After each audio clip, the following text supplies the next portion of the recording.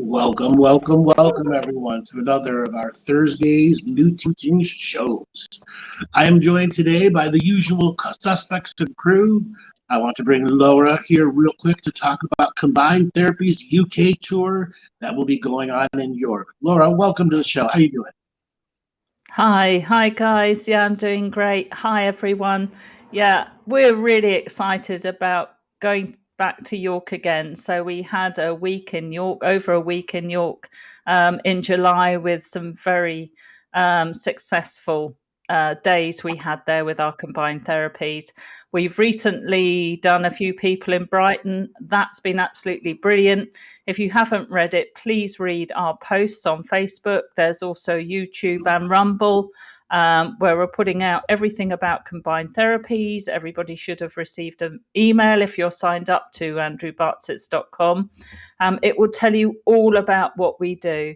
It's fantastic to be able to offer you these combined therapies, and that's the Lucia light, the PMF mat, the magnetic therapy, the cranial sacral therapy, the psychic surgery, and a host of other things that the four of us are able to bring. And when the four of us come together, we bring that unique frequency, which has been so beneficial to so many people. And we're just blown away by the results we're getting. And as I say, the feedback. So read our testimonials, watch the videos, and we will be in York from the 27th of September. And we will be there until the 7th of October. There's various packages. You can come on an introductory 1-day package, an introductory 2-day package. If you want to have more of the psychic surgery, you can come on a 3-day package. And there is also a 5-day, very intensive package where we include the hyperbarics. With all of these, we include the flotation pods, and that's the sensory deprivation. So healing, so relaxing. It allows your complete parasympathetic system to totally unwind, give in, and allow you to receive the healing that you need, the balance that you need, and to release trauma. And that's what it's all about, giving you a better quality of life. So we're very excited about York. We will all be there and hope you can join us. Laura, we've been waiting a long time to put out the advertisement so we can tell everybody when we're going to do our next one. A lot of people have been asking about it. So at the bottom of the screen, you're going to see a website. Go to andrewbartzisjourney.com, Combined Healing Therapies UK. There should be a link in the show description. Also, if you are not signed up for the email list, go to andrewbartzis.com and a little screen will pop up and say sign up for email list. You'll get all of our directories, everything. And right now we have a number of slots available. We will be repeating this, but there's a very limited number of slots that are available. What was the total number, I believe, Laura? I think it was 8 or 12 for the whole week. Yes. Yeah. So there are a few left on each of them, and we do try and be flexible as well. So have a look, see what you fancy, and we'll see what we can do for you. And if you have any questions, you can contact Laura at Laura2feathers@gmail.com, and she can help you determine with whatever the details or whatever your specific things that you're looking for. Yeah, absolutely. And we do have a space for, well, what we're going to call a concierge package. If somebody has something uniquely specific that they want to go through, we can make that available also, but that's at a significantly higher price. And part of that is the scheduling that it takes to be able to do that. We're going to be working with Red Main Lodge inside York. Wonderful people over there. Darren runs an incredibly beautiful facility. And we partnered up with him to be able to do these combined therapies at a price that everybody can afford. That is the key to understanding here. Yeah. So Dale, is there anything that you want to talk about for the combined therapies? So when we were doing these combined therapies on the last time we were doing it, we looked at each other and we all thought, there's no one in the world doing this. As you've got 4 psychic surgeons, advanced practitioners, all working together. When you get all of us in a room, shit and magic does happen. And there was that realization like, holy shit, this is incredible. And this is the next layer of healing for the future, the combination of back-to-back therapies and how it allows you to go deep into yourself. So all of those things you've been hiding away inside of you, all of those, I'd say, character flaws as well, come to the surface for you to heal. And some of the releases, some of the cries, all the things I've seen under the Lucia light and all the back-to-back sessions, it's out of this world. And to be able to do psychic surgery under the light is phenomenal. And to experience all of those back-to-back, it's a really deep layer of healing. So if you're feeling down, if there's something, there's something inside where you need to fix and so on, highly recommend getting yourself booked on. You get to meet Andrew, the Galactic historian, you get to meet me, Laura, and Maty, and have this combination of us coming together like an orchestra and you listening to our music. So exciting times. And if you're lucky, Maty will take his top off when he works. Yes. No, I'm not doing that anymore. No, he's retired. We've been joking that Maty's going to make a light worker calendar where he's going to hold puppies and kittens with a shirt on. Yes. So if you want to see Maty with puppies and kittens on a calendar, please do it in the chat and tell us what you want. I don't know, leave a comment. If enough people say they want it, I'll do it. Yeah. But Matt, so chat and tell us about Maty's puppies and kittens pictures. I'd like to talk about the combined healing therapies actually, because impressed me the most as a practitioner is if you were just to be sending people from one treatment, and then they come onto the table, there's already all the resistance that we have to go through with the people that we're healing is already gone. And then when you add the mat, and then when you add the lights, another layer, then the magnets, another layer. And I would just, extremely excited about this process because it allows us to clear decades worth of surface trauma that you sweep off as a healer that most people will come to you to see is already removed. Is the layers that we could go to. I mean, we were doing what would have taken us years individually, and doing them within hours. Very impressive. The last group we did, we changed up a little bit, whereas all four of us were working on each person at the same time with the light and the mat going and the magnets on. And that's what Laura and Dale were referring to when we all come together. And those are those unique scenarios when all four of us can work on a single patient at a time. Though the York position will be picked up, you'll always have two people working on you. It's just a matter of how we schedule everything, because we're generally having 4 people a day going through it, depending on the number of day packages that you have. But you will always have multiple people working on you, being able to crack through some of the toughest nuts that are out there. Yeah, and magical, unique moments do happen. So it's an adventure. So when you turn up, it's not. Go ahead, Maty. No, that's it. I've got a little bit of delay. Okay, so even if you have nothing wrong with you, you can still have a mystical experience. There are many people that have been coming to the combined therapy since I started in early 2016 that have come. They don't have anything majorly wrong with them. They're not really depressed. They're not really successful. They're just looking for the next layer of experience. This can happen within the system also. When you combine the float, the light, the PEMF mat, it allows you to have a state of clearness that's undescribable. And then when you add the hyperbaric chambers in, it lasts a form of clarity, a clearing of the mental fog that lasts for months at a time. It allows your visionary states to go. And for those people who are coming with no sickness and want to have that visionary journey, we tailor that unique experience for you.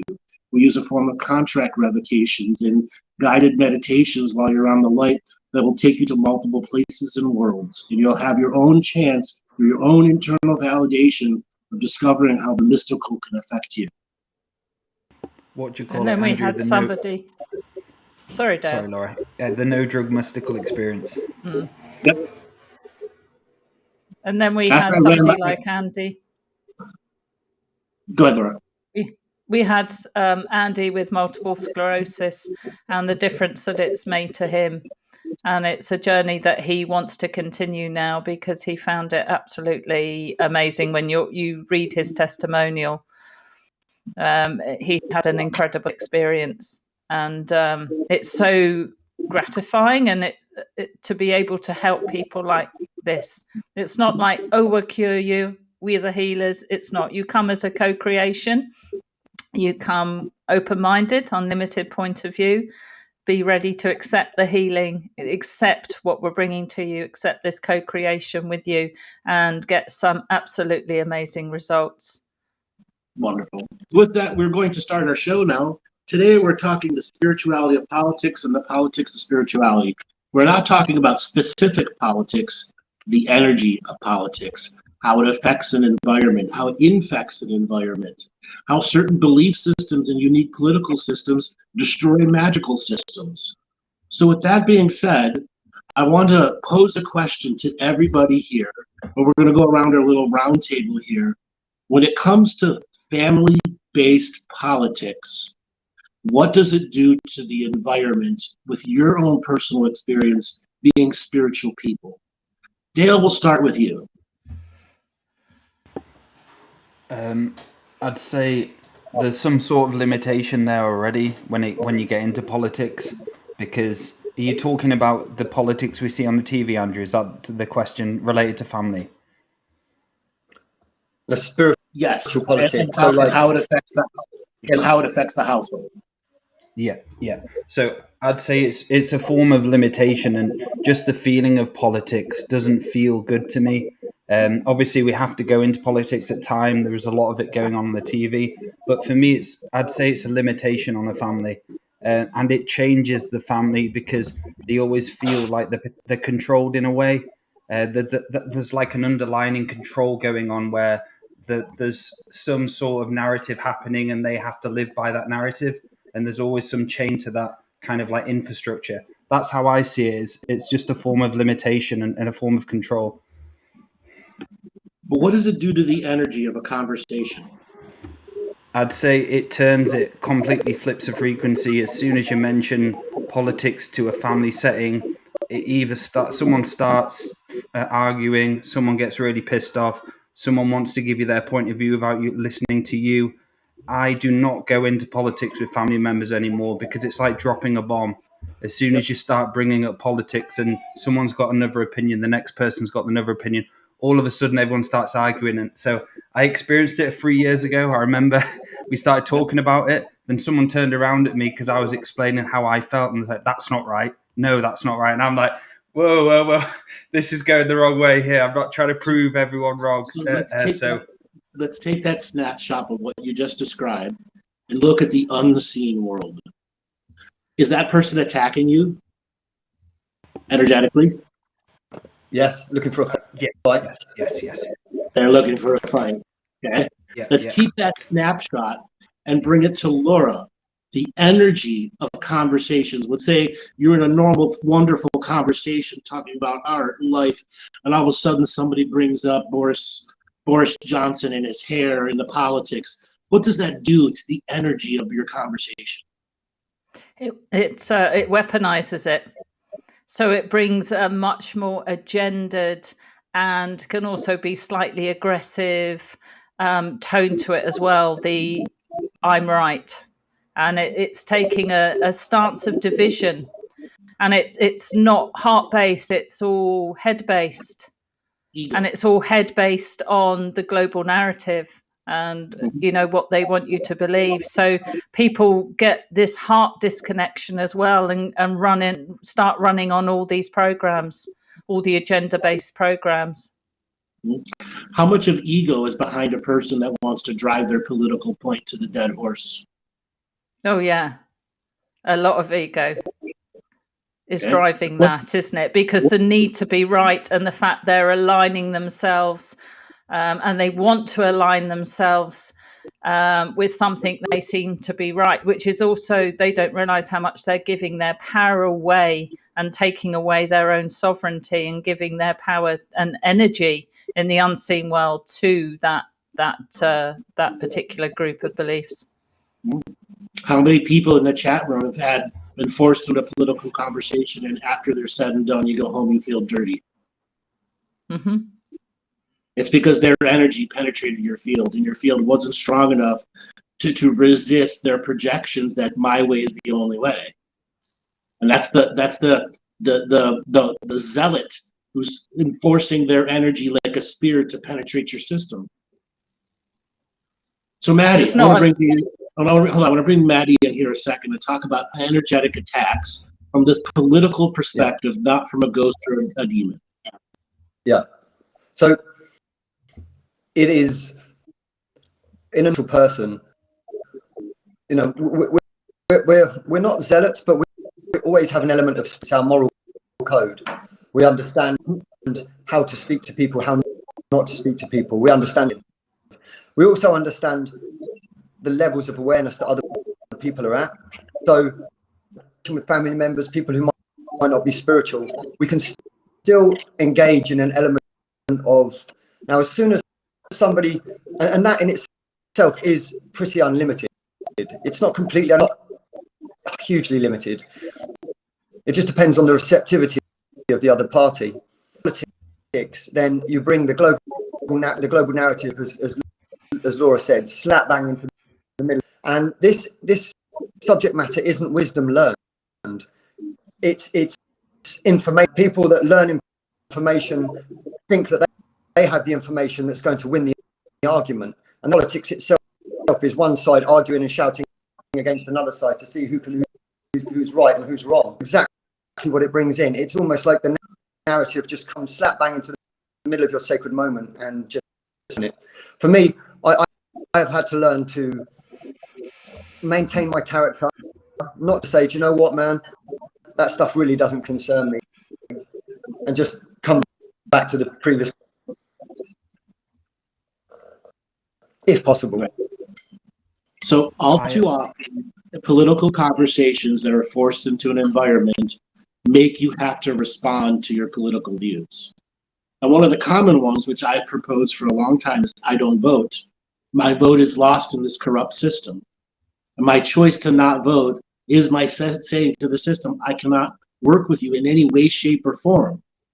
And when a person says you don't vote, you're irrelevant, you've now engaged in the zealot's conversation of them trying to convert you or persecute you. All too often, political conversations turn this way.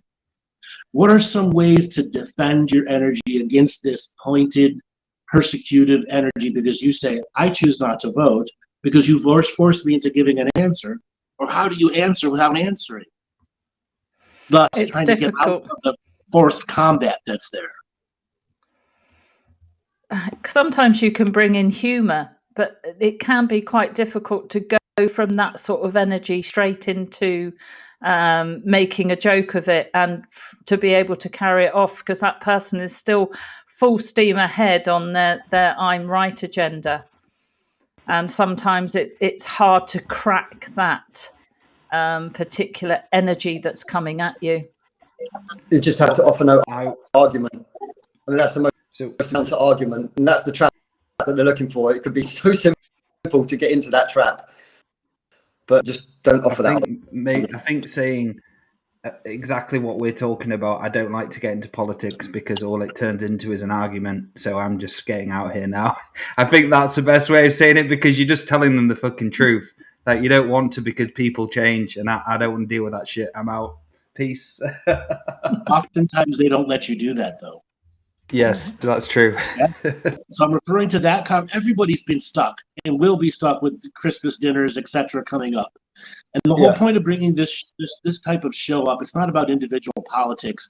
It's how to deal with people that are forcing their energies on you through the political conversation of the divisive narrative that is out there. So once again, using I don't vote, because so somebody said, who did you vote for last year? And there's no way around it of saying I didn't vote, and they go, why didn't you vote? Well, I'm going to say to them, I chose not to vote because it's my personal belief that the systems are corrupt on both sides. It's a mono party, not a single party, and that no vote, including yours, means anything anymore. Right there, that will trigger their zealot side to prove me wrong. As an energy person, what did I do by bringing it to a head right away? You didn't allow them to go through their narrative. Exactly. Keep going. Keep going. They're going to have to say something. Because your conclusion is it has politics against that particular conclusion. There is no way to politics out of it. Okay. And here's the counter argument. Well, then you believe in nothing. You must be an anarchist. No, I'm a capitalist who believes in a non-corrupt society. But the corruption has reached such high levels, it's transparent. And if you can't see it, perceive it, or understand it, I can't have any political conversations going forward with you anymore. My way out. Yeah. I said this recently. I said I don't vote. And I was told, well, how can you expect to make changes? And then you can I tried attack of, well, the changes come from within, and it's all our self-responsibility to make those inward changes and heal the inner trauma and so on. And I think that just went whoosh. Sure. Yeah, totally. That was does. something that wasn't heard. Yes, it's like, It's I have my own way of saying it. What I will say, like, personally, in my own life, surviving in my own life and just getting myself together and doing the things I need to do, taking care of myself and my loved ones is enough. Other people are doing. There's so many different ways that I have of saying it. It depends on the type of character that you're Sure, but they can still say you're a head in the sand person. Okay, there is a way to specifically answer this question: what vote has actually ever made any lasting change since 1536 in the UK signing of the Magna Carta? None. Not one vote has made any significant difference from taking the power away from the elite and balancing it with the poor. Not one vote has made any actual lasting change from generation to generation. Prove me wrong, asswipe. Okay? They can't. Even if they find one vote, how fast was it erased by the next political party? and as a woman, I get also about the suffragettes. Yes. You know, and Feminists. people died so you could vote. It's another thing that I get told. People are dying right now and their vote means nothing. Mm. So that ends their argument right now. If people in the past died, well, there are people dying right now in hospitals that can't get medical care or liver transplant because they won't actually pass the actual medical care that actually effectively treats everybody in the country. See, these are the arguments that learn to end arguments. And at that point, you say, I choose not to have a political conversation any further. If you want to push it, that's your choice, but I'm exiting the conversation now, moving it along. Stopping them in their tracks so that their pointed energies can't do anything and let their energy go pop. Okay? Popping their choice to get at you. And having that kind of resonance of I'm not accepting any of your projections or bullshit. So as they're going into it, having that like stronghold, say no, you're not coming in, bitch.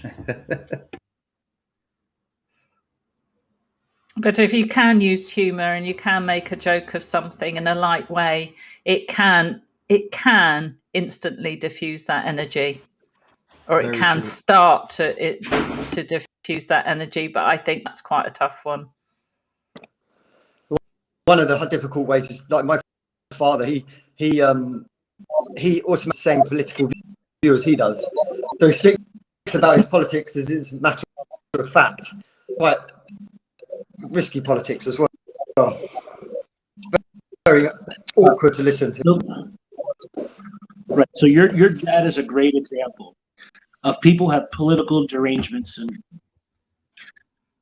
whatever has gone on in their political party or their political belief has created a derangement in them, a false narrative that drives forward their ideology to become zealotist, martyr to their cause. You know, I believe you have here in the UK, your Tories, your Labour, your this. Those are all myths. They don't do anything for the actual people that they describe. They are bought and paid for by their political donors. You can never get through to a deranged political person that truth, even though the narrative admits it. They got this many millions of dollars from this thing, and all of their votes are for that subject matter. They are not representing a constituent.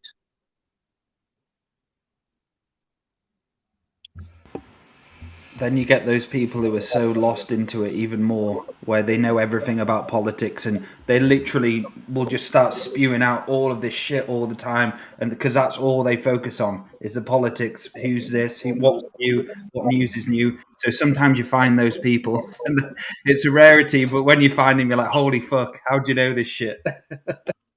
Yeah. And what makes so me laugh is when you get two of them together at one time as parties where one will be political and another one will be political, and then end up on their own in the kitchen having fun somewhere else. Okay. So recently in the United States, the International School of Psychologists have actually identified a new psychosis, and it's called Trump derangement syndrome. It's actually a diagnosable psychological issue. Trump derangement syndrome. Anything Trump does is evil and is considered to be must be removed at all costs, and it aggresses people to actually take violence against others. We've had several dozen incidents of people who were far leftists who crushed a Republican right-winger by a car, or stabbed a person to death, shot a person to death, threw him off of a flight of stairs, beat him up in a pub.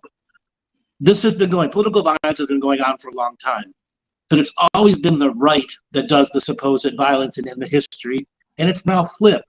The left is creating the violence. And if you go back and look at history, all political parties in all countries switch sides every generation or two. What was the ideas of the left become the right? What were the ideas of the right become the left? Okay? It's a never-ending cycle. And this is where we have to see the energy of what our political generation is being exposed to. And as spiritual people, how do we not get indoctrinated? How do we stop indoctrinated in our loved ones who are open to it? Because if they're not open to it, you are wasting your energy. You cannot convert a person. They have to have it within them and themselves.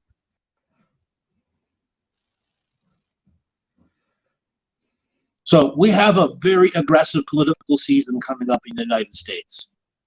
One that's going to split minds, break media organizations, and eventually something will come out that they won't be able to control.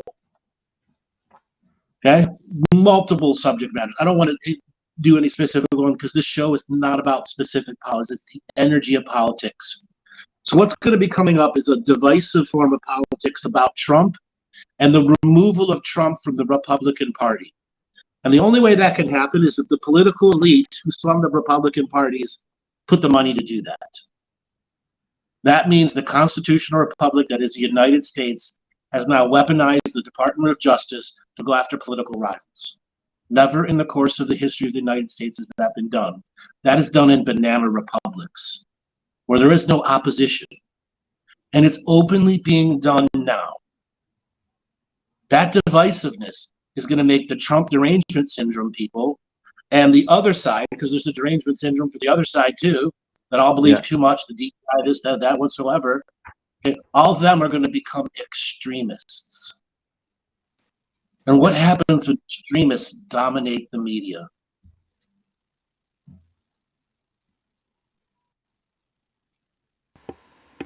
You get a zealotry narrative. Violence happens. Just like when we had Ferguson or the race riots that they tried to make out of nothing when there were no race riots were going on. Okay? They manufacture stories. All the stupid Antifa things. Yes. With the Trump supporters really fighting. Okay? I want to put this out to everyone now. Knowing that extremists are coming in the political narrative, no matter where you're at, as a spiritual person, what rituals, ceremonies, and defenses can you create for your own ongoing life so extremist energies can't penetrate you subtly? A very specific type of prayer. Revocation, invocation. Yeah, rejecting those projection energies, fortifying your field against those projection energies, using fire as well as a cleanser and protector. And using that Yeah. name it to claim it system to say, no, I'm not taking on your energy or anything's projecting at me. And like Maty and Laura said, that daily prayer, that's why it's so important, because it gets you out that bubble of allowing things in to say, no, I'm allowing you. You're kind of telling the reality what you want. And so many people out there don't do daily prayer. And this is why daily prayer is so important, because you're waking up and telling the world what you want in and what you want out. Choosing to stay in the sacred neutral point of view. Absolutely, because that's one of the things that's going to bring you in, is out of politeness.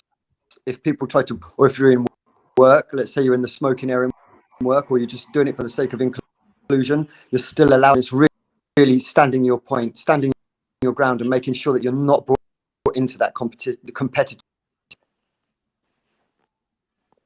Yeah, you can include your peacemaker and peacekeeper energies with this as well. Very much so. Mm. But it's very important you don't let it sully your field, because it can be easily done if you're not maintaining that sacred neutral stance all the time. And that's a continual work, isn't it, guys, to call yourself out on that. And I still have to call myself out on that at times. And What does self-vigilance. What does sullying your field look like? So people that will understand how it's going to creep into you. Okay. So it's about watching your inner and outer dialogues, being aware of what goes on in your mind, how you process the world around you, and then how you speak. Just one part of it, obviously. The rest is the prayer, the ritual, the ceremony, all of the stuff that we always talk about, that you're not just acting in those moments, that you bring that with you into your everyday life, the ethos of how you live and how you move around the world. And it's also your thoughts, isn't it? Your thoughts. Yeah, you know, exactly. you have to watch those as well. I mean, that energy can seep into you, and thoughts then affect your words. It's then affect your actions, and suddenly you've, in some area of unawareness, you've slipped out of that sacred neutral point of view. And you've got to have that regular purification process, because if you're not, you're faking it. Have a regular time where you go into yourself and you check what's in your body. If there's any projections or any bullshit in there, how to remove it. Have regular saging and so on. That shit's really important to separate yourself from it. And you stick to your moral code. That is one of the most important things that you can do, is you don't allow others to come in and to make their reality more real than your reality, but it gets across the point. And don't lose the joy of the stuff that you love and you enjoy, and nature and all that, those connections that when you're on this path that you love. Don't lose sight of that, because that will bring you back to that sacred neutral point of view. That can clear out a lot of projections. Just a good walk in the woods sometimes. Yeah. Hey, with what you guys, if you're not doing it, enjoy. Well, what you guys just said about clearing your field, Marissa is asking, any talk on directed energy weapons fires? That is a political, conspiratorial, purposely engaging subject matter. You have already fallen victim to it by just asking the question. How to remain sacred neutral?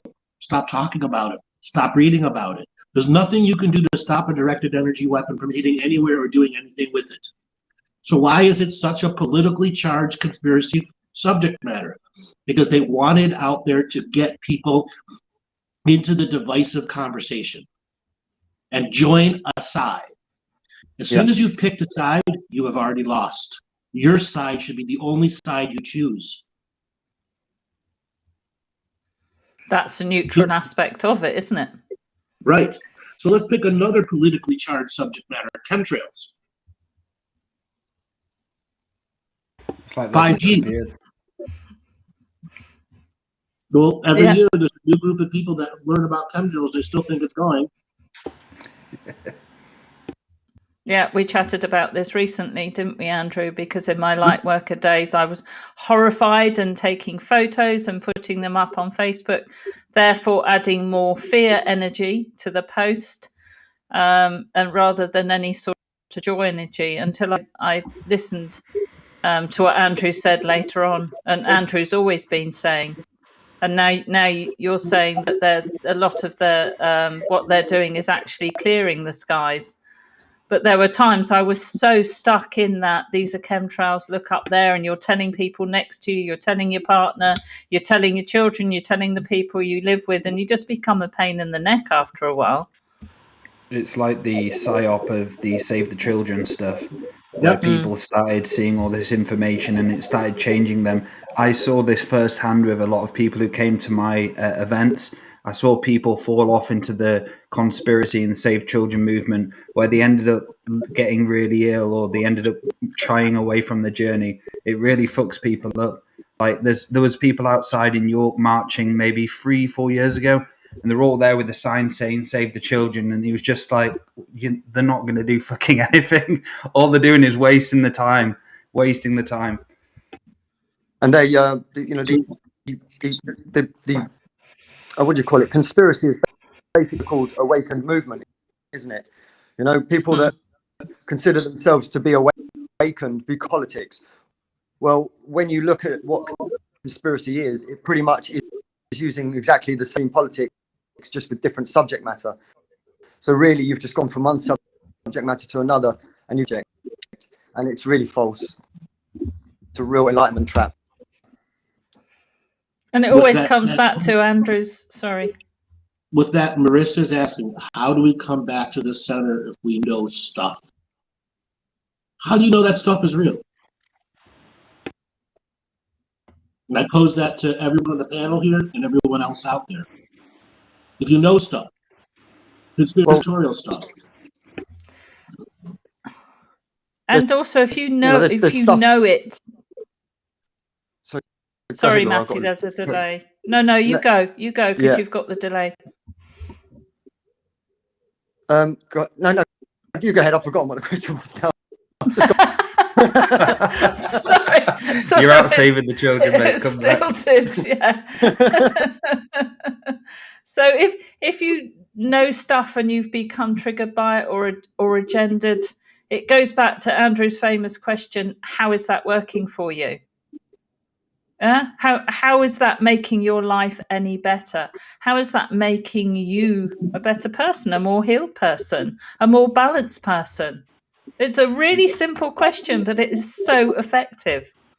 And also, Marissa, and it doesn't just have to. We always say what you look at looks back at you. So if you're going to look at that shit all the time, it's just going to stare back at you. If you're going to stare at the demon will stare back at you. And when they say no stuff, if you say no stuff, that it doesn't even just have to be full. There's all kinds of stuff that us as healers that we know, that we go through. And now we know this stuff. Well, how do we just be normal human beings and live our lives? It's a fundamental if you're going to be on the spiritual journey and progress. So here's the next question from Tara Jacobs. What is the difference between perpetuating a mindset versus creating awareness? Wonderful question. My first answer to this, your level of awareness, your level of awareness is equal to your capacity to perceive. Sorry, I'm doing the quote wrong.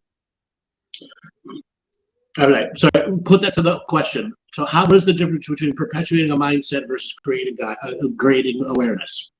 To the panel.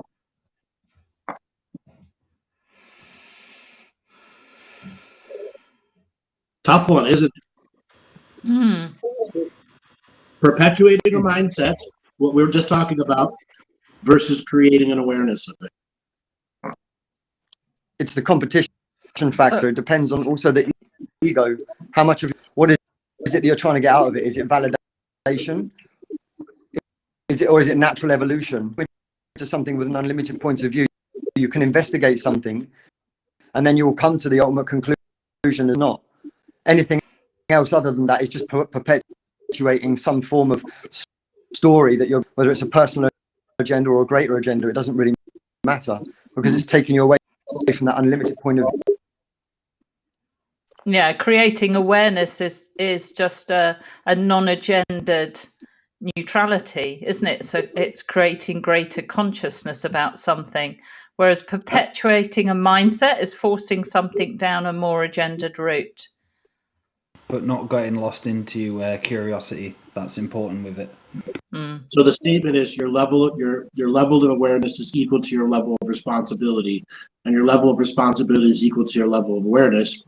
And when conspiratory subject matters such as save the children, et cetera, come into your awareness, you are not responsible for all those children that are being abused. Yet you've taken on that responsibility, and your level of awareness exceeds your responsibility, and you deplete your own energies. And stop your own journey. That's right. All right. Let me tell you a little story. I'll leave the names out. A gentleman and wife healer, dual healer. They're on the international stage. Very powerful, making a tremendous amount of money. Clients left and right coming and visiting them from all over the world. They get into the Save the Children thing, and they ignore their clients, and all they post is about Save the Children. They have now lost their business, lost their house, lost absolutely everything, and wondering where everyone went. That's because I told them, look at your Facebook feed the last year and a half, 2 years. Is there anything actually about your business in it anymore? No. It's all Save the Children. You destroyed a multi-million-dollar speaker's job because you went down that thing and couldn't stop it. Yeah. Destroyed your business. And it'll never come back because they destroyed their own reputation with it. Yeah.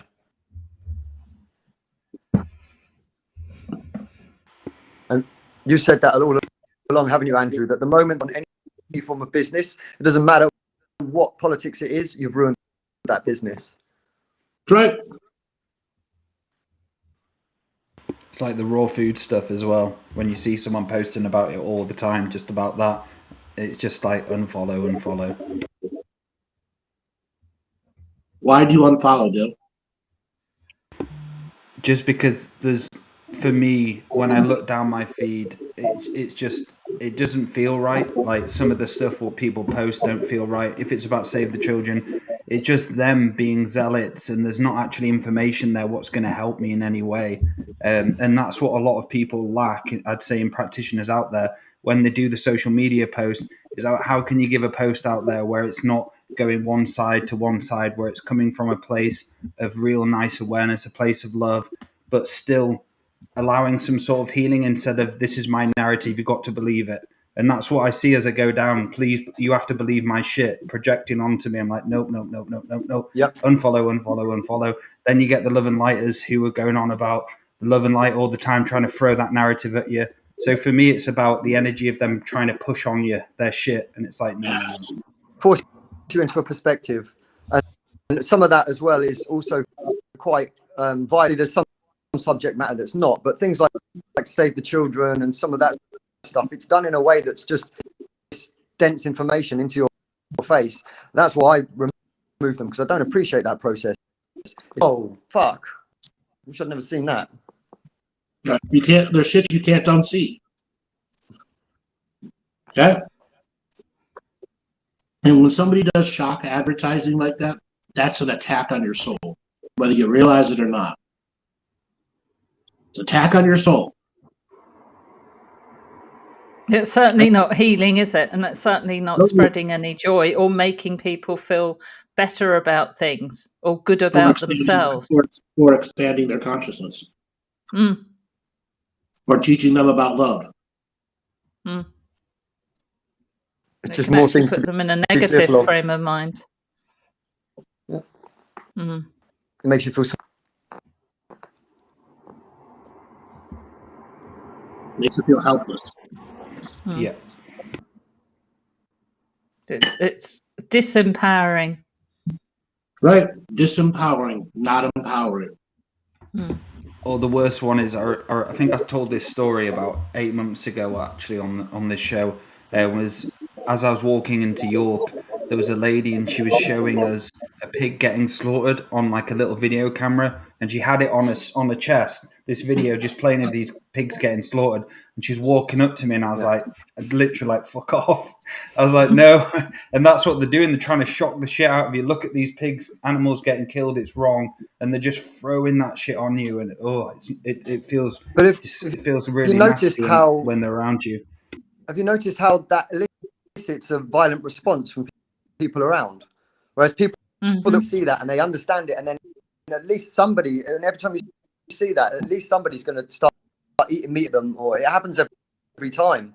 You know, everybody just gives a negative response. No one is going to be listening and forcing it down their throat. Has anybody? It just reintroduces duality, doesn't it? Right.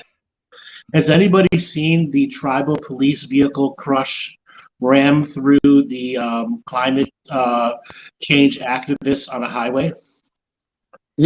Yep, and then pin her to the floor and point. It was right. It was absolutely needed. So, right. The vast majority of people call this awesomeness. The one time the cop did the right damn thing. Exactly. You understand? They were on tribal police lands. They were not on federal lands. The tribal police can do whatever they want. Okay? The guy is under review. We don't know what's going to happen. But all of a sudden, you heard this girl go, "We did nothing." And he's like, "No, you blocked the freeway." Yeah. And this is what you did over and over and over. And this woman's level of denial and entitlement. Your mic's gone down, Andrew. Right. Your mic's gone up. I didn't hear that last bit. All I heard was around. He's coming back in again. Blocking all the traffic. You know, it's just like, you know, you can see how frustrating all the traffic in inner London. Nobody can get to work. Everybody loses money. How is that empathy for your cause? And I've got a really funny one. A lot of people have probably seen this. It is fucking hilarious. There's a whole loop of protesters outside this truck with oil in the back of the truck, and they're protesting, stopping it. And the guy comes out and he goes, "You do realise this is olive oil, don't you?" And they're there for about an hour blocking it, thinking, saying about the black oil, stop getting oil and slow on petrol, blah, blah. And he's like, "You do realise it's for olive oil." So they're there for fucking ages. The delivery for no was reason. Absolutely brilliant. Because I think he said something like that. All this. Did you see the ones they super glued their hands to a set of military vehicle? Not military vehicles, tanker vehicles, and they actually put their hands on the wrong one. They glued themselves to the wrong ones. No, I want to see that. I'm going to be looking at that tonight. Just search engine and YouTube, glued hands to wrong vehicle protesters. You'll laugh your ass off because they all realize the shit around the vehicle. Right, your mic's bad again, Andrew. My mic again. God damn it. Right. Some interesting full blue moon energies going on here, haven't we, today? It's all the Save the Children protests are slowing down the waves of the internet.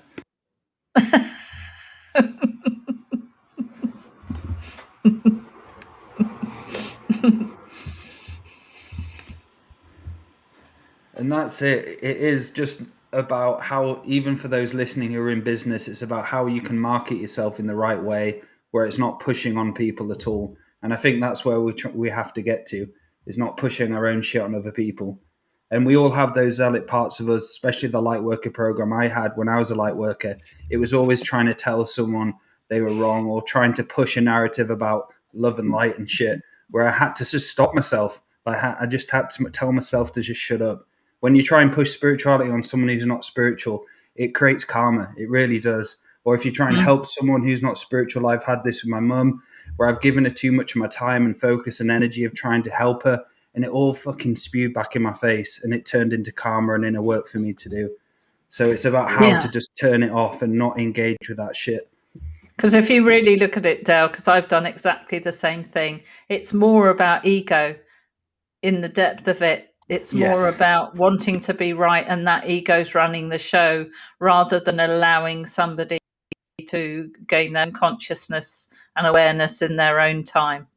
And we think, I convinced myself that I was trying to help and it will be far better for them. Well, I don't know their journey. So why did I think it would be better for them to have this information? Well, I had that, and that because at the beginning of that journey. Go ahead, Maty.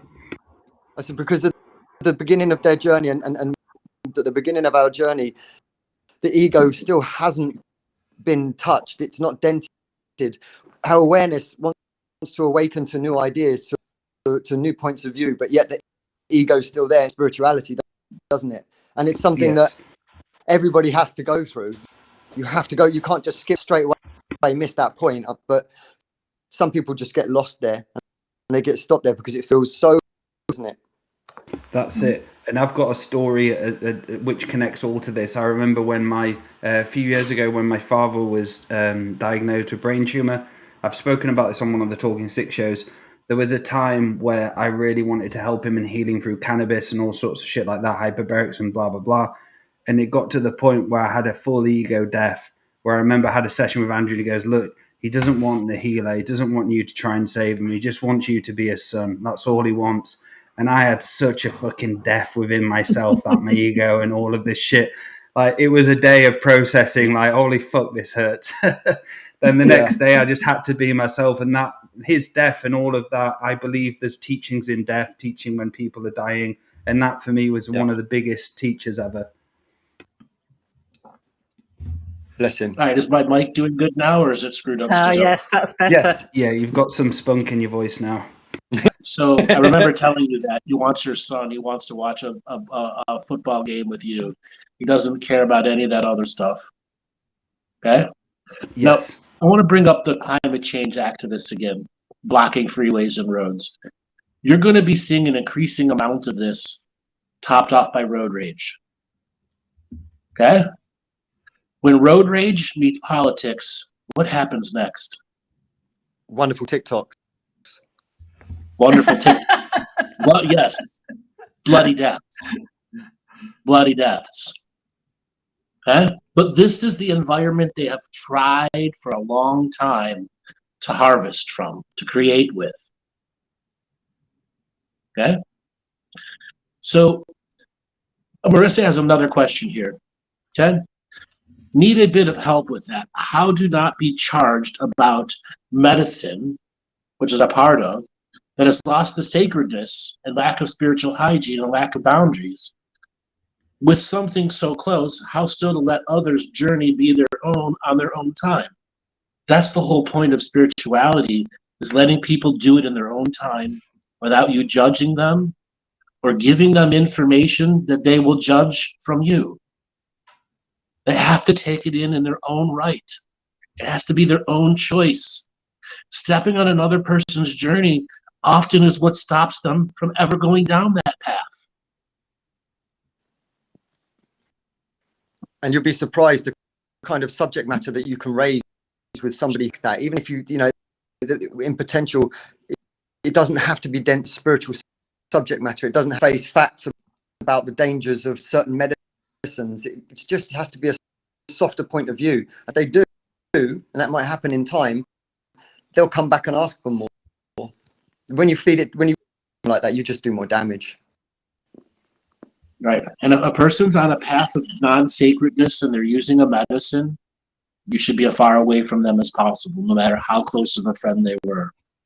They will become toxic and inevitably attack you with their own demons. And that's a hard choice, but it's what the spiritually minded person has to understand. If you let a negative energy in your reality squat in your reality and do nothing about it, it will abuse you. Yeah. It will abuse you. And until you onboard that information, it will abuse you, and you're letting it abuse you, you are telling the spirit world, I'm abusable. And how many people in the sessions do you see that, they're talking to you about their haunted friend? You have a portal to you. Just because they're your friend that's haunted doesn't mean you, and oftentimes they do. Exactly. Then all of these people come with the ghost, with the demons, and they expect it just to be cleared or whatever, but they don't do any fucking work on themselves. And they'll have a huge hole in the aura where the demons being able to get in and work through them or scare them or anything. You have to do that inner work, because As soon as you start doing the inner work, you start fortifying more of yourself, and to the point where those fuckers can't get in. And a lot of people don't realize that. Maybe and also, about Marissa, three. Go ahead. okay, I was just going to say to Marissa, because she said it was a medicine circle that had lost the sacredness and lack of spiritual hygiene and lack of boundaries. Just go and do that for yourself. I think you were in it. You're not part of it now, but so great. You've seen that it's got lack of boundaries. So you're establishing your own boundaries by not going back to that particular medicine circle. You could always create your own medicine circle, because you've obviously got the right values of the right shamanic values, the sacred neutral shamanic values. And you know, if you're talking about, sorry, Maty. Sorry, this is annoying me, Laura. I'm really sorry. Sorry, don't worry. It's okay. Don't worry. It's as if you're that they're just not doing it right. That practice at that point becomes dangerous. It's not coming from a place of empowerment, which means that any ritual, ceremony, and medicine that's done a doorway, a gateway, a portal in for anything, and generally it's going to be, take control of that. Okay. So about 3 years ago, maybe 2.5 years ago, when I was still doing Adventures in Reality call-in show, I had a gentleman that called in, was talking about his partner. They've been together 10, 12 years. They have kids, a 7-year-old and a 9-year-old. And she began drinking heavily drinking, got multiple DUIs, and was haunted as hell. And I asked him in the show, are you still having sex with her? And he said, yeah. So you're putting your dick in the demon hole. That's where that term came from. Dick in the demon hole, or the vagina, the haunted vagina, or the haunted penis. Okay? And I use those visceral terms for a reason, because the guy suddenly had an aha moment. I'm like, you got to stop having sex with her. Because she was constantly instigating it at him to use it as a control method. To get over the fact that she had 3 DUIs, had the kids in the car during one of the DUIs, and he was just letting it go, and letting it go, and letting it go, and letting it go, and letting it go. And I go, what point are you going to stand up and go, every time you put your dick in that demon hole, you are bringing in her energy into you. There's a portal between lovers that allows all of that responsibility and everything to be dumped onto you. And you are almost as haunted as her, but you're the one taking care of the children right now. You're the one paying the bills. She's drinking at 8:30 in the morning, drunk by 11:30, trying to drive the car by 12:30 to pick up children. And you did nothing about it. It makes you implicit. Yeah. So this is where the seen world is actually amplified in the unseen world, isn't it? And then amplified back again as it comes into the seen world. Exactly. And my advice to him was, next time she drives, she's going to be driving, call the police and have her pulled over. Okay? Have her license get taken away. They will make her go to dry herself out. And you got to tell her, kids and life first versus drinking. And get the court to support you. Yeah. Guess what happened? Or you got to do it yourself, man. Guess what happened? He let it go for another 6 months. Until it got so bad, he had no choice but to do that. But by then, he was so haunted from all that, he couldn't recover on his own fast enough to take care of those children. And he had a long, hard journey of getting himself out of all the shit he had to put himself through, because he let it go another 6 months. If anybody is out there and you have a partner that you're sleeping with and you have children, and they're doing something like that, there are absolutely ghosts involved. Whether they're an ancestral ghost, a real ghost, something external, or all their own internally created ghosts. Stop that. Don't ever let those children be at risk with a user or an addict like that. Stand up to your environment. Do not allow it in it. As long as you are allowing in it, you are defiling your own environment. So would you say, Andrew, there's a lot of ghosts and demons in the political arena then? Because they're there to stir up a whole load of shit and a whole load of agendas and put one against the other? So Teresa is in the chat. This is exactly what I try to tell my friend whose partner is heavily addicted to hard drugs. You're enabling them by taking on their excess demon energy and not allowing them to hit rock bottom. And allowing yourself to be haunted and those in your environment to be haunted too.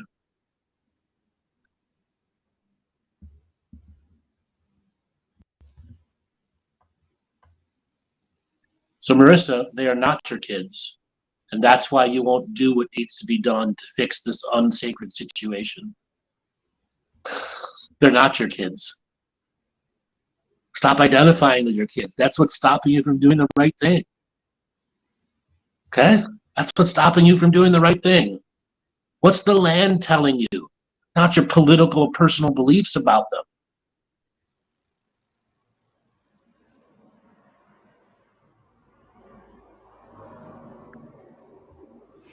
So, Laura, Can I what was just it you said? answer? Go ahead. I didn't answer your question you asked me before. No, sorry. I was just jumping ahead a bit. And also, just going back to what Marissa's put in the chat. So, Marissa, look at the problem with what you've put is if I should call on the Indigenous landowner and let them know how far off the path they are. So, does that really feel right to you? For me, that doesn't. So that's getting involved in someone else's journey rather than your own. And that's also enforcing your degree of rightness on somebody else by telling them they're far off your path. You create You karma. might be exactly on, they might be exactly on the path they need to learn their lessons. And you're trying to be on their path too and tell them they're not on the right path. They should be on the path you're on. Stepping on And the that journey. is treading on somebody's journey, and as Maty said, that does create negative karma. And it's also embroiling yourself in the next debate and the next argument, keeping you in that unsacred environment, keeping you intertwined with them. Yeah, sorry, what I said before that, Andrew, was so would there be like let's just say plenty of ghosts and demons in political arenas because one, they're feeding off of it, and they're getting they're keeping everything churned up, keeping the shit going. So in the political arena, you have a variety of different type of ghost energies that are there to harvest. But you also have positive ghosts in there. You have patriot ghosts who have sacrificed themselves to the nations, and they are an ancestral warrior energy that can be very positive to political movements. And then there are the negative warriors out there who want to tear everything down because they died year after year after year, lifetime after lifetime to useless wars for political elite. And then you have the regular demons and the regular ghosts who follow these political people around because they're not the most cleanliness people in the world. So many people that get involved in politics end up some of being the most haunted people out there. Why? Because they're so open to it. Okay? And that's the other unfortunate part of the party-based systems we have there. The ghosts are incestuous. Yeah. Between both parties. You've got family crests, drug Yes. use. A lot of politicians are drug addicts. Money. Oh, loads. Yeah. Did you hear about Power. that guy who was... There was a guy, I don't know if you heard about it, he was something to do with like the drug counsellor or about putting rules on drugs in England, and it turned out to be a big addict, like found with loads of bags of cocaine and stuff. And he was the one, I can't remember his name, I'll have to try and find the name of it, but it made me laugh.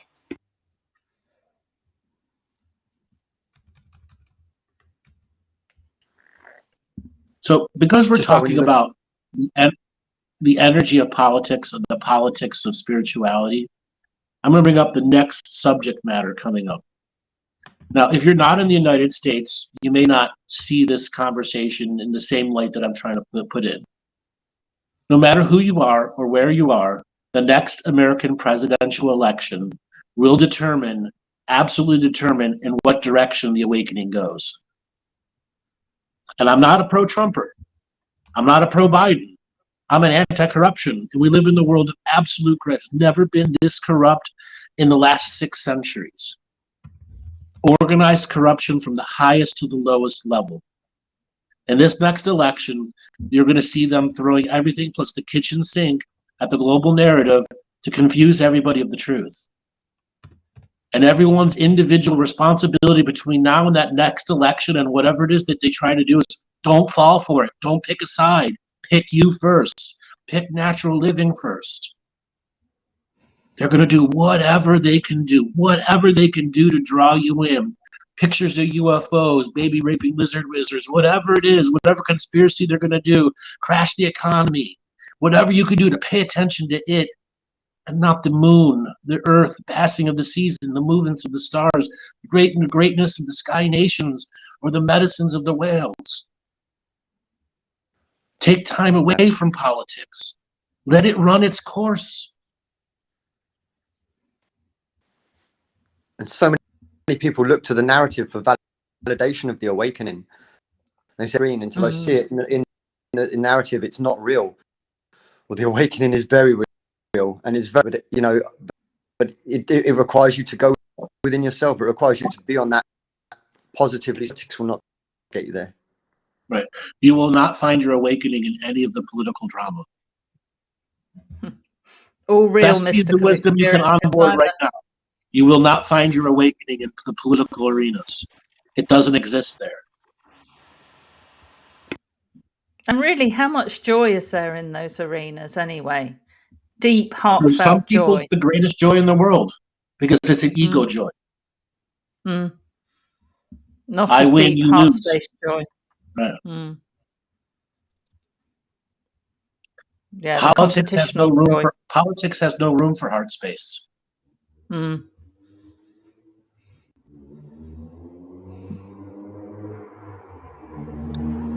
You can see that in the you have movement. Yeah. So I was going to say, you can, what are they saying? I'm offended. I'm weak. I'm this. I'm that. And how am I going to go and screaming in your face and threatening you with violence? It's such a juxtaposition. That's right. I'm a victim and I'm disempowered is really what they're saying, isn't it? Yes. And I'm going to attack you.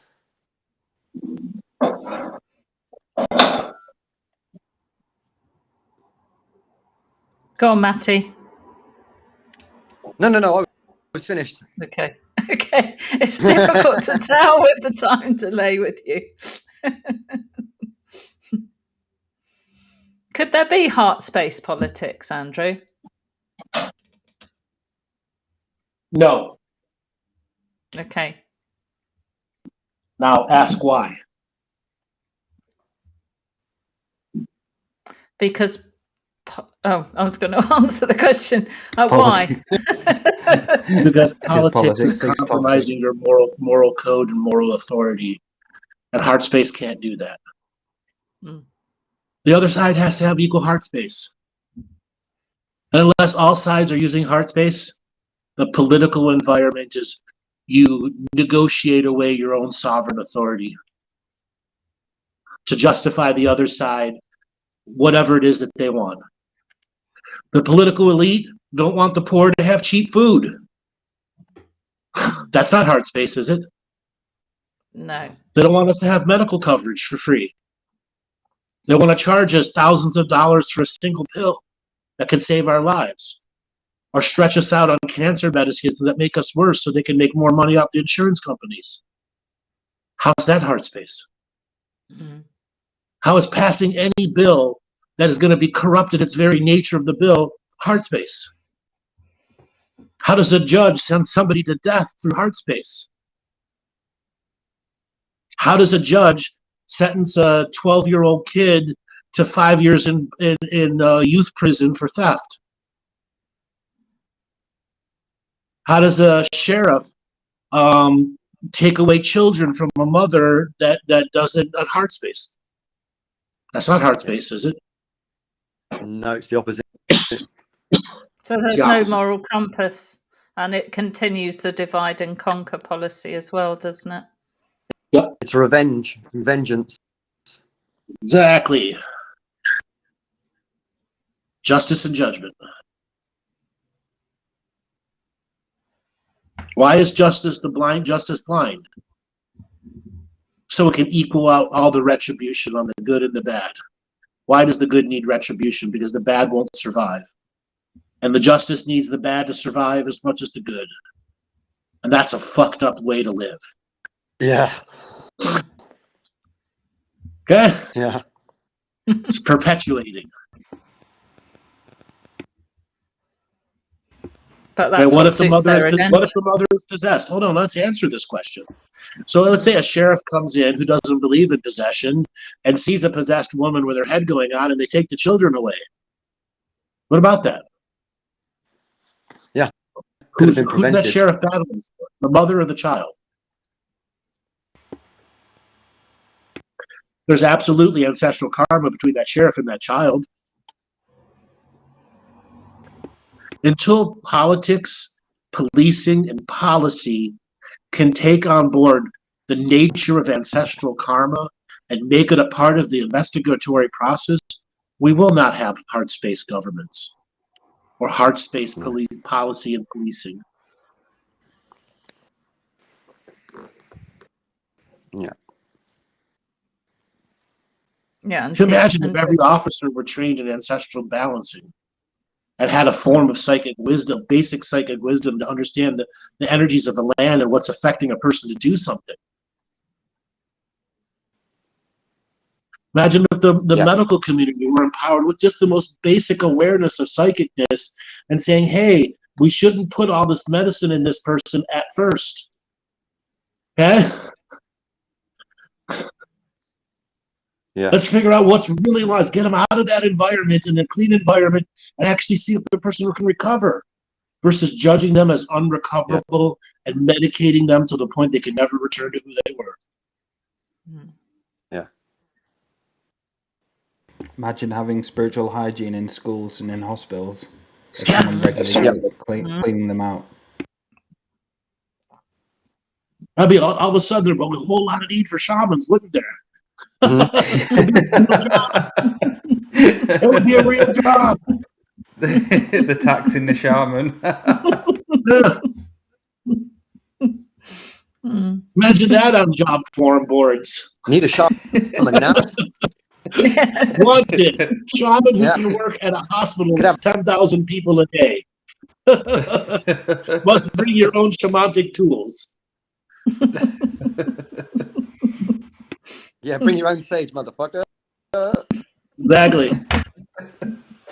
Wanted someone to energetically clean an emergency room. Oh, yeah.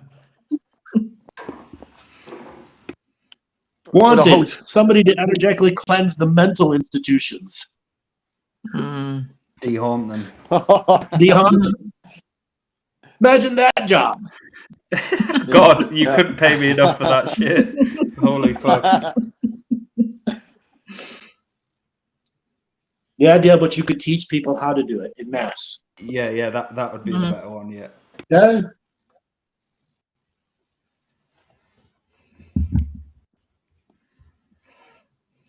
So everybody out there who calls himself a shaman, if you saw a job, $100,000 a year, maintaining spiritual cleanliness at a mental institution, would you take it?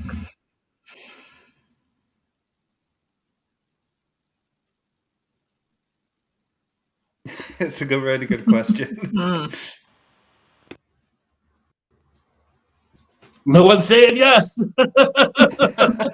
How much money, Andrew, and how many people? That's what I want. 100,000 a year. 100,000 a year for, let's say, 90 patients per month. Oh gosh! Do you not have any help? Yeah, all but just you. You're like a gardener. Yeah. What would 90 people a month? Holy shit! You might want a bit more than Sage, Dale. Yes. Yeah. What do you it's think? Only Maty? like, what do you it's think, only Laura? like 40,000. It's only like 40,000 square feet and 125 rooms. 7 floors. I'd say no. I'd say I need some help. I'd need a few team members. A few of you, wouldn't you, Dale? Yes. You would need a team of at least 10. Yes. Okay, split between 2 to 3 shifts. Okay. Imagine that job. Yeah, let's explore that. This shows is about the politics of spirituality, but here the uniqueness of that job is a part of the cognitive spiritual market that could be a part of the awakening. I have said this in the past. Who's going to clear out the bank offices from all that negative karma? Who's going to take care of the haunted battlefields that have not been taken care of? Who's going to take care of, wherever they have protests and marches that have left energetic scars on the land? Yeah. Who's going to clean up the place where, the corporate boards were deciding the fates of humanity? Or the halls of politicals? All those need cleaning too. See, I would be more than up for doing this kind of stuff. It just depends on working conditions. Well, Andrew, how many people would it take to clear out London? The whole city? Yeah. Well, you couldn't do the whole city at once. You'd have to take it in little pieces in probably 25 years with at least 10,000 people. Wow. Because you can't shut the whole city down at once. Yeah. It would be a generational project. 10,000 people in it would be a generational project. Yeah. So for all those light workers trying to clear out cities on their own, stop. Stop it. For every light worker that says they can clean a city in the Vatican out on their own, they're fucking bullshit idiot motherfuckers. I have heard so many people, I've gone to the Vatican and cleared it of all its demons. No, you didn't. You just had an ego journey that makes you think you did that. I saved the world from everything. I was the world saver. No, you didn't. Your ego saved the world. And that's it. Ego, ego, ego. How many people out there have heard somebody say that they went there on an energetic mission and cleared the Vatican? I know thousands of people have said that on public radio. Vatican's still there, isn't it? Vatican's still there, still doing everything it's doing, isn't it? Yeah. What about the ones that say they've taken all the political and all the elites, they've killed all the elites? They're all still there, aren't they? Yeah. Black magic, still doing what they're doing, still making money. Still doing what they're doing. Okay. So Teresa, you heard that, yes. Did they do it? No. And how do you tell a person who went on a mission to save the world and saved everybody in the world and it was only them could do it? What do you say to people like that?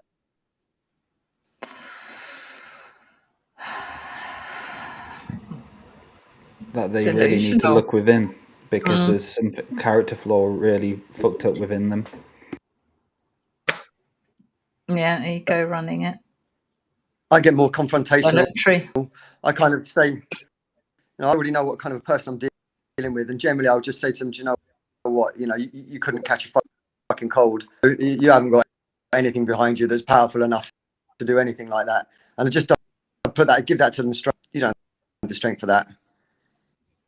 And what I would say to them, so you've had all the strength to take down 2,500 years of prayer of 1.5 billion prayer people's energy every year for 2,500 years. You're so strong that you can resist all of the prayers that keep absolutely all of the Catholic religion organized, good, bad, and indifferent. And you are so strong that you can overwhelm the will of their God. I doubt that. Keep on believing in your delusion. I'll move on and not ever listen to you again. That's what I'll tell them. Yeah. You're that powerful. Exactly. You're more powerful than 1,500,000 people praying every day. Doesn't seem very good.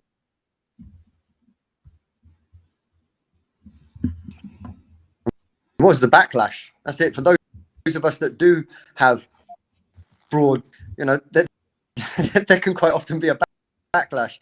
You try walking into the Vatican. Hello, I'm.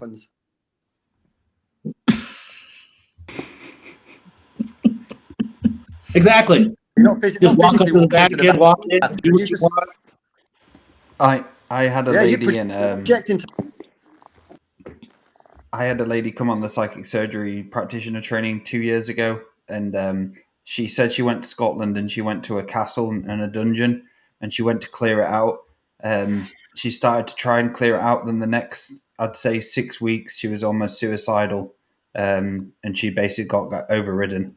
And that was a prime example of why you don't do that shit. If you're going to go into a place where there's demons, there's beings where you don't have any understanding or responsibility to deal with them, they'll hijack the shit out of you and they'll make sure they do it after and so on. So I've seen it firsthand how it can fuck people up.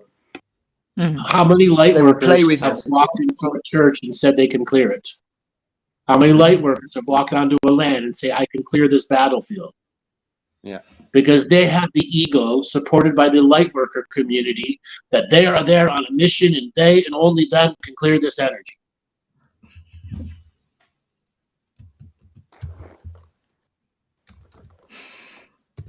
Laura? Yes. I'm laughing at something Dale's put in our chat. I was that light worker. I know. Trying to do things from churchyards and thinking I could override it. Luckily, you helped me through that little glitch, Andrew. Remember what I told you? Why walk in and poke the demon in the eye? Yes. Yeah. Why are you doing the poking the dragon in the eye? You don't realize that it's a dragon, right? And after you poke it in the eye, it's going to be quite mad. Yes. Yeah. Still, I have come through the other side of that.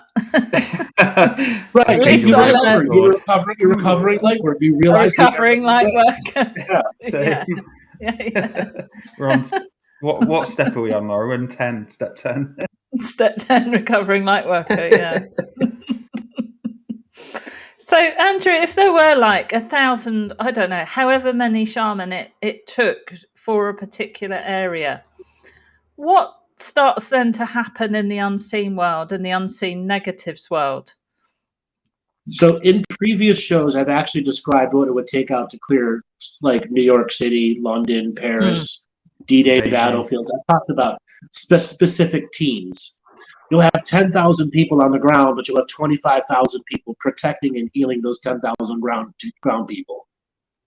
There has to be an infrastructure to heal those people from the shit they're going to be going through, the negative plasma states, the toxic psychic energies that are like venomous poisons in areas. Okay?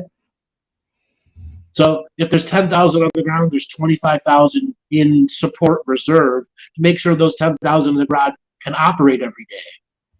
And you're going to break up into teams of 200, 300, 400 at a time, each with your own individual clearing tool, prayer, sound healing, whatever it is going to do to create frequency and vibration that breaks the static hold of the negative energy in an area. All the while, you're going to be having ghostly manifestations, physically attacking and trying to jump into those people or the support structure behind them because you're going after their infrastructure. They're absolutely going to fight that. Yeah. Mm-hmm. So would you have the team at the front, Andrew, then the people supporting them, sending protection to them, then would you have another lot behind them as well and continue it on? Correct. Multiple layers of protecting the forward people and the backward people too. Yeah. I guess just like demons had multi-layered attack. Yes. You imagine, look at what we do with our combined healing therapies when all four of us are working together, from role in a different space. You know, it's quite impressive when we do that, isn't it? You know, and in that, but on a much grander scale with teams instead of individuals. But look how hard we work, even just when we go to that scale. It's just very difficult work. Mm-hmm. Right. Oh yeah. Imagine it to doing the Lloyd's of London building, or the International Gold Exchange building. Parliament. All gold trades are done through this one building. The pegging of the golden price for the whole world is done through one building. Imagine trying to clear that building out. Wow. Maty, why don't you share your story about and that? In the and in the basement of this building is about 14 tons of gold that has been storing 200 years of fictional energy. Wow. Maty, do you remember the story of the Airbnb place with where you went and it was? Do you want to share that story? Because I think it kind of connects to this show. Well, the demons. The one where when you went to that place and you had to get out there and you had to go to a different place with all of the stuff and you spoke to Andrew. Do you want to share that story? Yeah. Okay. So I'll leave all names and places out. Yeah. There was. Yeah. We'd finished working for the day, and during that, what can only be described as a rather challenging exorcism. A lot of physical energy as well as spiritual energy. So that was done in the morning, and then we did multiple clients. And at the end of the day of doing multiple clients in combined therapy, he went to a house. Yeah. Go ahead, Maty. How did it go?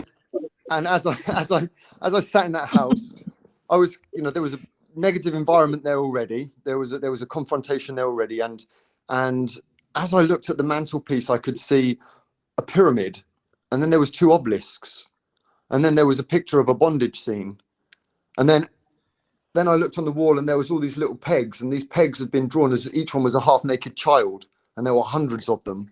And I said, oh my God, I need to investigate this big house. And so as I walked around, every single room I went into, it was red flag after red flag after red flag. And I had to contact Andrew. I mean, I knew in my heart of hearts, I think what I was contacting Andrew for was the final validation to say everybody, and a lot of money had been spent on this property, and people had traveled there, spent all night traveling from abroad, got there, just wanted to sleep. And I'm like, we have to leave this place. You can imagine how people would be. But it was clearly obvious what was going on there. And so I spoke to Andrew, and he was like, yeah, you don't want to be there. And we had a child with us as well. And it became obvious that this was the darkest of darks kind of things that went on there. And what happened was the demons began to play this game where they were, obviously they didn't want me in there as much as I didn't want to be in there, but there were other people there, and they were playing this game of, let's just keep them there until I'm completely disempowered. And so they were creating drama within the people that were there.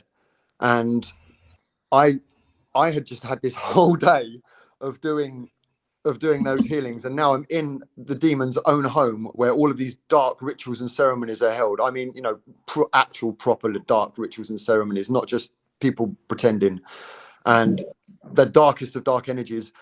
And I was there, and I'm thinking, well, if I all of a sudden the demons came and they were standing there and they were just watching me, and as everyone was trying to pack and get out, they came for me. And at that moment, I realized I couldn't fight. There was no way for me to fight. So all I could do was engage the demons. So I began to sing in light language. And very luckily, this young girl that was with me, she was, how old was she? About 3 or 4, the little one. She was very young. Yeah, 4. And she began to follow behind me and sing as well. And so we walked around in a circle for a good 30 minutes to an hour, just singing. And then when they took the little girl out, then basically I just had to engage these demons. And these are high level as well. This isn't just small stuff. This was a hell of a journey for me. But in the end, I had to engage the demons, tell them my life story, and actually come to some sort of middle ground where I showed them that I share some perspectives with them and other parts I don't. And it was very interesting to be able to maintain that. And then I was like, right, get the hell out. But that doesn't really explain the feeling and the amount of sheer willpower and strength I had to have in that moment, not to just be so afraid that I allowed that energy in, because it would have been absolutely devastating. And I still didn't get to sleep till about 3 a.m. And they messed up your sat nav. Messed up the sat nav. Jumped into one of our parts, trying to get you not to be able to balance. Yeah. Even after they said they wouldn't attack you after you left, they kept attacking. Yep. I never trusted even. Yeah. You did amazing, Maty. That was amazing. It was survival, Laura. Absolute survival. You know, it was survival instinct. What was the other option? Get completely fucking annihilated. Yeah. And you had other people to consider there too. Yeah, and there were doors in that house, because that property was on a big country estate, and there were doors in that house that were locked from the other side that linked to another building. I mean, how fucking creepy is that? And the artwork was horrible. One of the pictures had a woman whispering to another woman, and it simply had the words coming out of her mouth. She had it coming. Andrew, what did you say it would take to clear that house out? I remember you talking about it. I don't remember exactly what I said, but it wouldn't be easy. I think he said about 30 grand and about 8 practitioners. Yeah, 30 grand. Minimum 30 grand. No, 100 grand. That was it. Yeah. If anything less than 30 grand isn't worth my life force. Yeah. There's So no you imagine a guarantee. bunch. How about a bunch of politicians going to that house? Oh, they already go there to do whatever they're doing. Trust me, they're part of the problem. Okay. Yeah, okay, yeah. Listen, I've had clients come to me and ask me if they can clean out these old houses, and my answer is no. No matter what you're going to offer them, the answer is no. It's not worth my life force. Well, can you put a team together? Sure, but there's no guarantees, and you don't understand the backlash that will come at me. Period. You don't understand the backlash that will come at me. Trying to clear out the ancestral ghost of an ancient castle. No. Yeah. Do you think a lot of the people who offer house clearing, you just see it as part of whatever else they do, and they offer house clearing?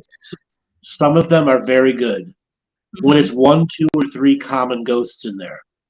But when it has nothing to do with a common ghost, it has ancestral lineage with family crests and black magic in it, done it for centuries, no one person can clear that house. No. No one person, no one practitioner can do that. Yeah. Okay? Not even Jesus himself could do it because of what it takes to understand how the unseen world has woven together with the physical world there. You have to literally tear out the entire unseen world and put a brand new one there that doesn't have the dark magic behind it. Yeah. And I guess entire history in this timeline. It is literally walking into somebody's house and asking them to leave. This is the thing. That's what I felt in that energy. I was like, guys, I appreciate that I am in your home. All right? I appreciate that fact. And also, I guess the people living in that house have contracts woven in as well. So it's not just the house you'd be working on, is it? It's the individuals themselves who live there. As well as the animals on the property, the birds, the bees, the ducks, all those things are absolutely have to be rewoven too. And The those kinds insect of family communities crests, too. those kinds of family crests, they're not just bound to earth as well. When you begin to look into these crests and some of these lineage curses, they go beyond just earth. And there could be an army behind the people that you're trying to remove, a literal army. That's why I say no one practitioner can clear out some of these more haunted stuff. But back to what I was saying, there are many people who can clear out a house with a handful of, let's just say, they're common everyday ghosts that haven't figured out how to pass over. Many of those people are very effective. But as soon as you run into something that you can't deal with or don't know how to deal with or have never seen before, you've already lost. I've seen people do it, people that have been practitioners for a very long time that just keep themselves in that bubble of this is my tradition, or I follow this tradition from this country, or there is only such things as ghosts, and they don't have any awareness of the levels and layers beyond that. They just can't complete the work they're getting paid to do. They just can't. Right. There's another thing I did, Andrew, wasn't it? I tried to take on Masonic buildings on my own. Yep. And then got a load of shit. How did that work out for you, Laura? Quickly, Massey, how did it work out? Andrew was like, you don't realise that there's in every brick that's been laid in that building, in everything that's been put up on the inside, on the outside, in all the lettering, in absolutely everything on that building is got this imprinting in it, the Masonic imprinting. And I think that I can go and tip my bottle of urine. Do you remember the days when Andrew used to say about taking, and tip that over the sign and say a few words and walk around the outside claiming I'm a light worker would actually do something. Archangel Michael. Can I just say, Laura, do you imagine being arrested for pouring piss on a building, and they're like, what did she do? You're like, what?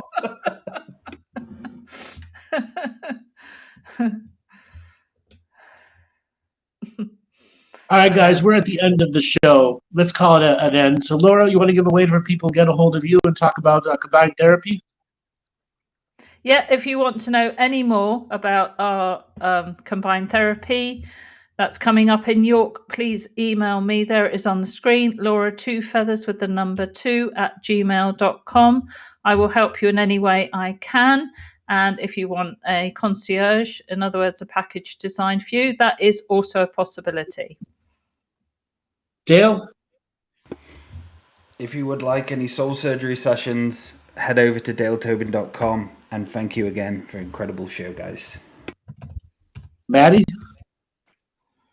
Okay, if you would like a psychic surgery session with me or any other form of advice or assistance, I'm a very good house clearer myself, but I'm not touching any old castles. Go to Maty, go to twofeathersmedicine.com. Go to my page and the link's there to email me. All right, you guys know who I am. You go to my website, andrewbartzis.com. We have a mentorship class that'll be starting the third week in September. So for those of you out there who have been wanting to do a mentorship journey with me, go and sign up for that. Also, I'm available to do sessions. We have a new automated booking system, everybody. Yay! All right, everybody, we'll be back this coming Tuesday with the 100th episode of the Talking Stick Show. Yay! Woo-hoo! Take it away, Angel. Thank you.